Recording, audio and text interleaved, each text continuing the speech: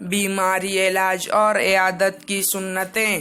Number 1، بیماری میں دوا اور علاج کرانا مسنون ہے، علاج کر اتار ہے، مگر بیماری کی شفا میں نظر اللہ تعالیٰ ہی پر رکھے۔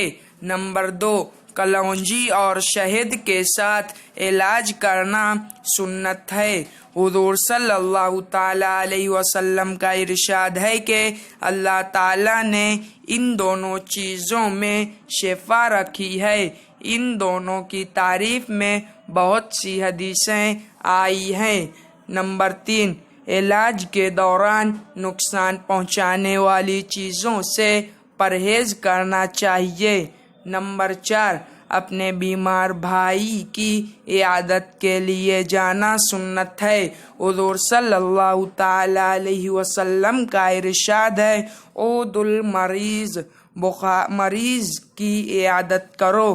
اور حضرت جابر رضی اللہ تعالیٰ عنہ سے مروی ہے، مرضت مرضا فآتانی النبی صلی اللہ علیہ وسلم یعودنی، فرماتے ہیں کہ میں بیمار ہو گیا تو حضور صلی اللہ علیہ وسلم میری عیادت کے لیے تشریف لائے۔ نمبر 5،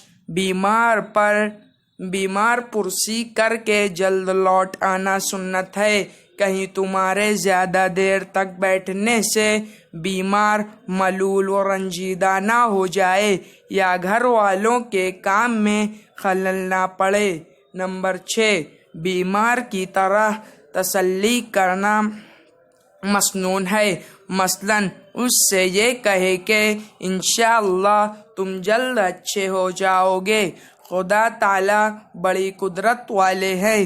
کوئی ڈر یا خوف پیدا کرنے والی بات بیمار سے نہ کہے۔ نمبر 7، جب کسی مریض کی عیادت کرے تو اس سے یوں کہے، لا باس طہور انشاءاللہ، ترجمہ، کوئی حرج نہیں، انشاءاللہ یہ بیماری گناہوں سے پاک کرنے والی ہے۔ پھر اس کی شفا یابی کے لیے 7 بار یہ دعا پڑھے، اسأل اللہ العظیم رب العرش العظیم ان یشفیک، ترجمہ، میں اللہ تعالیٰ سے سوال کرتا ہوں جو عظیم ہے اور عرش عظیم کا رب ہے کہ تجھے شفا عطا فرمائے۔ نمبر 8، حضور اقدس صلی اللہ تعالیٰ علیہ وسلم نے ارشاد فرمایا ہے کہ 7 مرتبہ اس کے پڑھنے سے مریض کو شفا ہوگی۔ ہاں، اگر اس کی موت ہی آ گئی ہو تو دوسری بات ہے۔ مومن جو فدا نقش کف پائے نبی ہو زیر قدم آج بھی عالم کا خزینہ، گر سنت نبوی کی کرے پیروی امت، طوفان سے نکل جائے گا پھر اس کا سفینہ۔